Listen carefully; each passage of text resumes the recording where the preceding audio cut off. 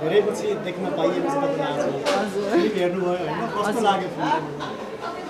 film एउटा historical बेसमा आधारित बनेको रहेछ चलचित्र हेरेपछि चाहिँ यो प्रकारको चलचित्र हेऱ्यो किनभने विभिन्न अलग अलग विषयवस्तुमा चलचित्रहरू बन्थ्यो भने यो जाड सब्जेक्ट लिएर बनाएको चलचित्रले चाहिँ पक्कै पनि समाजमा एउटा विगतमा भएका कुराहरूलाई र अहिले पनि मान्छेले रिलेट गर्नु पऱ्यो भने चाहिँ बुझ्ने किसिमले उहाँले बनाउनु भएको रहेछ असाध्यै खुसी लाग्यो रमाइलो लाग्यो हजुर हजुर यो किताबमा पढियो होइन स्टोरीमा यस्तो थियो भन्ने कुराहरू आयो होइन हिस्ट्रीको कुराहरू थियो तर अहिले पर्दामा हेर्दाखेरि चाहिँ जस्तो प्रकारले आर्टिस्टहरूले आफ्नो पोर्ट्रे गर्नुभएको छ अनुपजीले जुन प्रकारले प्रस्तुति दिनुभयो केही समय अगाडि कृष्णजीको पिताम्बरमा उहाँलाई अलग तरिकाले देखिएको अब फेरि सौगाजीलाई पनि डिफ्रेन्ट तरिकाले देखिएको यो फिल्ममा हेर्दाखेरि चाहिँ कस्तो राम्रो आर्टिस्ट सिलेक्सन जस्तो लाग्यो कलाकारहरूले असाध्यै राम्रो गीताञ्जली पात्र हेरिरहँदाखेरि चाहिँ हजुर कतिको लोभ लाग्यो आहा कति राम्रो गर्नुभएको छ कस्तो राम्रो उहाँको अपिरियन्स उहाँले जस्तो जुन ढङ्गबाट प्रेजेन्स गर्नुभएको छ जुन ढङ्गबाट बोल्नु भएको छ जुन प्रस्तुति दिनुभएको छ त्यो कालखण्डलाई नै उहाँले प्रेजेन्ट गर्नुभएको जस्तो फिल हुन्छ असाध्यै राम्रो लाग्छ कस्तो लाग्यो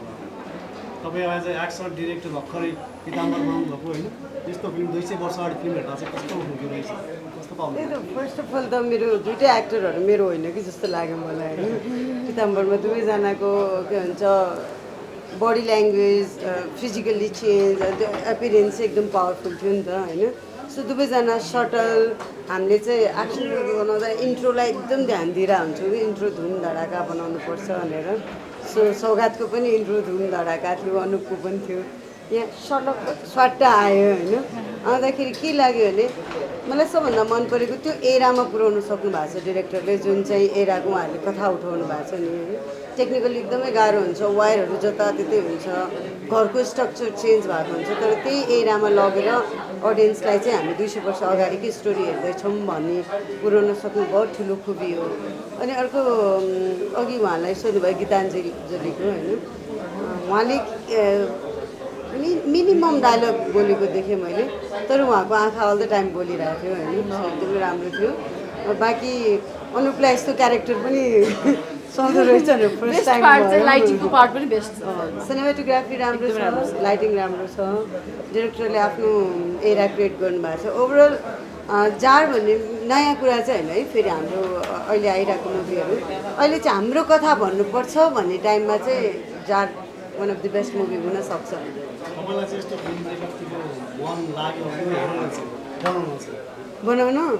बनाउनु त सक्दिनँ होला मैले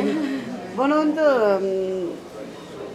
यो बनाउन एकदमै पेसेन्स चाहिन्छ क्या पेसेन्स अलिकति थट्सहरू यो चिजहरू चाहिन्छ होइन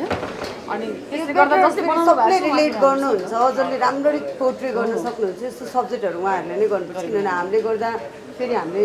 बिगारिदिउँ भने त्यो सब्जेक्टको पनि न्याय हुन्न होइन सो तपाईँले भना होइन मलाई एक्सन मात्र गर्नु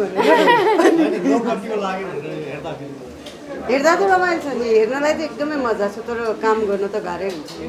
हस् उहाँहरू पनि बसिरहनु भएको छ थ्याङ्क यू सो मच रमाइलो राम्रो छ मुभी सबैले एकदम मन पाइदिनु भएको छ एकदमै सिनियर कलाकारदेखि सबैजना आउनु भएको छ आज स्पेसल सो राखेको सबैले एकदम राम्रो रियाक्ट भएको छ एकदमै मन परेको छ एकदम मनले छोड्यो एकदम जस्टिस गर्नु भएको छ भनेर चाहिँ फिल लाग्यो स्वागत के भन्नुभयो आज हेर्ने जति पनि कलाकार अनुपले भने जस्तै एकदमै सबैले एप्रिसिएट गर्नुभएको छ यो चाहिँ नि एउटा पढ्ने फिल्म रहेछ होइन यसलाई यो स्कुल जस्तै रहेछ एउटा फिल्मको भन्ने यस्तो कुराहरू राम्रो राम्रो कुराहरू भन्नुभएको छ जहाँसम्म लाग्छ सबैले इन्टरटेन गर्नुभयो र भन्नुभएको छ मैले सबै बेला पनि लिएर आउँछु भनेर भनेपछि मैले यति भनेपछि बुझ्न सकिन्छ कि उहाँहरू एकदम सेटिस्फाइड हुनुहुन्छ कति वर्षपछि तिर्खा मेटियो भनेर चाहिँ केसले भन्दै हुन्छ भनेपछि एउटा सन्तुष्टि जस्तो मैले देखेको छु उहाँहरूलाई जस्तो अब हाम्रो भर्खर तपाईँले पिताम्बर गर्नुभएको होइन ईर्षा म्यामले नै हजुर हजुर त्यहाँ त्यस्तो देखेको यहाँ यस्तो भन्दा म एकदम सक हुनुभयो देख्दा हजुर हजुर के कुरा भयो के होइन एकदमै मैले तिमीलाई कहिले पनि यो रूपमा देखेको थिएन भन्नुभएको थियो म त सक भए पनि भन्नुभएको थियो तिमीले पनि हाउ इज द्याट पोसिबल भन्नुभएको थियो अनि त्यसको श्रेय चाहिँ हाम्रो डेढ सालमा चाहन्छ कतिजनाले अब मलाई पनि पर्सनली भन्नुभयो माइट बी अनुपम साई यसको लागि मिसकास्ट होला कि भनेर पनि भन्नुभएको थियो तर उहाँले आफै आएर पनि भन्नुभयो कि अनु तिमी नगरेको भयो यो कसले गर्थ्यो त भनेर चाहिँ अहिले प्रतिक्रिया दिनुभएको छ थ्याङ्क यू भेरी मच भन्छु त्यो सबभन्दा ठुलो सेक्सन जान्छ म उसको टिमलाई र एन्टायर चार टिमलाई who believe in me for this character र हाम्रो इन्द्रबहादुर राई अमर कृतिमा म अटाउनु पाएकोमा पनि आफू एकदमै खुसी लाग्यो भने चाहन्छु सबैतै भर्खरै पिताम्बरमा त्यस्तो यहाँ यस्तो केही आए प्रतिक्रिया त्यस्तो त्यो त सामान्यतया मान्छेले त्यो दर्शकहरूले भन्ने कुरा नै हो होइन यसमा मात्रै होइन अरू फिल्महरूमा पनि मुभीहरूमा पनि तपाईँ दुब्लाउनु भयो तपाईँ त मोटाउनु भयो तपाईँ के भयो भन्ने यस्तो त्यो भनिरहनुहुन्छ र त्यो त बान्ने भइसक्यो सामान्यतया र मेरो पनि त्यो प्रतिक्रिया त्यही रहन्छ यो फिल्मकै लागि थियो भनेर थियो म मोटाए पनि धेरै समय त्यतिकै बस्दैन फेरि अर्को फिल्मको लागि गर्नै पर्ने हुन्छ त्यही भएर पनि एउटै खालको चाहिने हतपत्त हुँदैन होला अगाडि ठुलो सानो भइरहेको छ होला फिल्महरू ओके फुलवासन जस्तो अब धेरैले तपाईँको काम रुचाउनु भएको छ आज होइन रुचाइरहनु भएको छ आज पनि त्यस्तै प्रतिक्रिया आयो कस्तो भइरहेको छ त अहिले झन् अझ विशेष मान्छेहरू हेर्दाखेरि अब अभियसली हामीले पनि धेरै जोखिम उठाएर क्लिक हुन्छ कि हुँदैन अडियन्ससँग भनेर हामीले बनाइरहेको थियौँ अन्त आज रियाक्सन देख्यो र सबभन्दा ठुलो कुरो चाहिँ मलाई मनमा थियो नि त इन्द्रबहादुर राई सरको कृति अमर कृति होइन त्यसलाई हामीले न्याय दिएन कस्तो लिन्छ दर्शकले भन्ने थियो तर आजसम्म धेरैजनाले न्याय दियो भनेर भन्दा नै मलाई ढुक्क लागिसकेको छ कस्तो छ फिल्मको अब अहिलेसम्मको 3 दिन भयो आज होइन व्यापारिक हिसाबमा पनि हुन्छ के छ व्यापारिक हिसाबमा म बोल्छु नि उहाँले फेरि यस्तो छ व्यापारको हिसाब चाहिँ के छ भनेदेखि अब अहिले हामीले 3 दिन भयो अब भोलि हामी बसेर सरसल्लाह गरेर सबै रिपोर्ट आएपछि हामी सार्वजनिक गर्छौँ तर यो एउटा भित्रको पार्टबाट म के भन्छु भनेदेखि नेपाली चलचित्र उद्योगमा अहिलेसम्म सबै फिल्मको आफ्नो इतिहास छ क्या फुलबहादुरको एन्जिलाको होइन सबै फिल्मको आफ्नो इतिहास छ तर यो जार भन्ने फिल्मको म चाहिँ के भन्छु यो छुट्टै एउटा इतिहास चलचित्र हो क्या जसले बनाउन आँट गर्यो जसले खेलिदिनु आँट गर्यो होइन यो सबै चिजहरू के भन्दाखेरि नेपाली चलचित्र उद्योगमा यो जार भन्ने फिल्म आउनु नै नेपाली चलचित्र उद्योगको एउटा इतिहास हो म चाहिँ यो टिमलाई विशेष धन्यवाद दिन चाहन्छु जुन आँट गर्नुभयो होइन जुन साहस गरेर यो जार भन्ने चलचित्र एउटा मेकिङ गरेर चाहिँ नेपाली चलचित्र उद्योगमा यो फिल्मको कलेक्सन के हो त्यो आफ्नो पार्टमा छ यो नेपाली सिनेमा हलको पर्दामा आउनु नै नेपाली चलचित्र उद्योगको लागि सुखद कुरा विशेष गरेर डाइरेक्टर साहबलाई विशेष धन्यवाद यस्तो खालको चलचित्र होइन सधैँ आउनुपर्छ ल हाम्रो नायकजीलाई पनि विशेष धन्यवाद अभिनय उहाँलाई पनि विशेष धन्यवाद साथै रियलमा चाहिँ यो नेपाली चलचित्र उद्योगमा एउटा यसले चाहिँ एउटा स्कुलिङ दिने चलचित्र हो क्या सबैको आफ्नो त्यो छ यसले छुट्टै एउटा स्कुलिङ दिएको छ मैले यो चलचित्र डिस्ट्रिब्युसन गर्न पाउने Apple entertainment rich entertainment every company यो विशेष गरेर त्यो टिमलाई नै धन्यवाद दिन चाहन्छु बाँकी कुरो उहाँले भन्नुहुन्छ है अब यस्तो 2 करोडको बाघको जुन कुरा थियो नि धेरैले त्यसको एकदमै प्रशंसा गर्नुभएको छ हजुर कस्तो राम्रो तरिकाले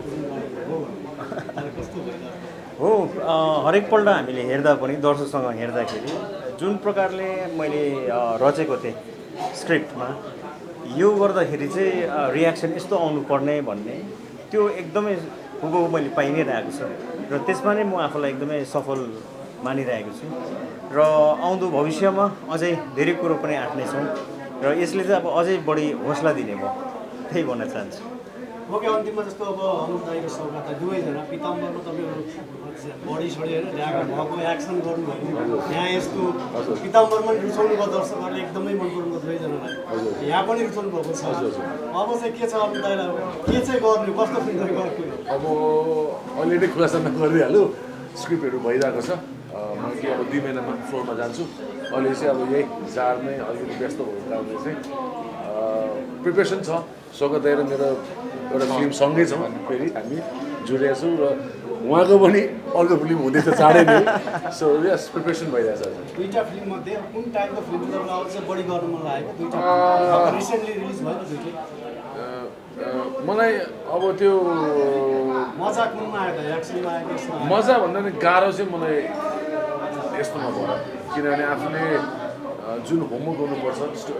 स्टडी गर्नुपर्छ मलाई अरू मुभीहरूभन्दा 10 गुणा गाह्रो भएको क्यारेक्टर यो हो किनभने यसमा चाहिँ म हर्षित भएर बाँचेको थिएँ क्या बुझ्नुभयो नि सो त्यही नै हो एकदमै कठिन भयो मलाई यो क्यारेक्टर सो अब यस्तै खाले गर्नु कि एक्सन मुभी गर्ने यस्तो खाले गर्नु पाएन किन नगर्ने यस्तो पनि गर्ने एक्सन पनि गर्ने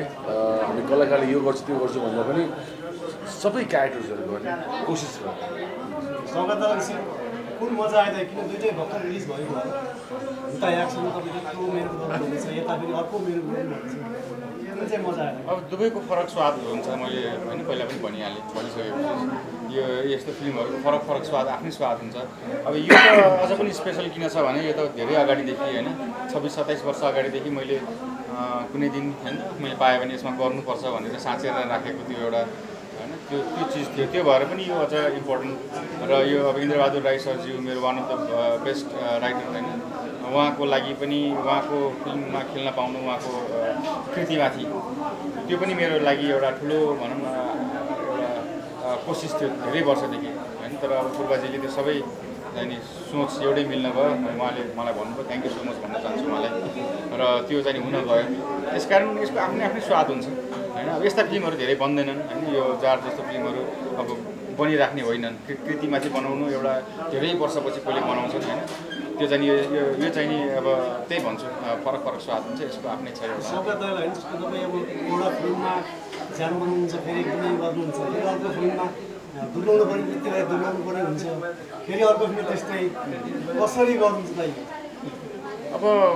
छिटो अलिकति मोटाउने भनेको पहिला जिम गरिराखेको भएर धेरै अगाडि मैले गर्नु सुरु गरेको थिएँ बिचमा छोडेँ तर त्यो कारणले गर्दा पनि अब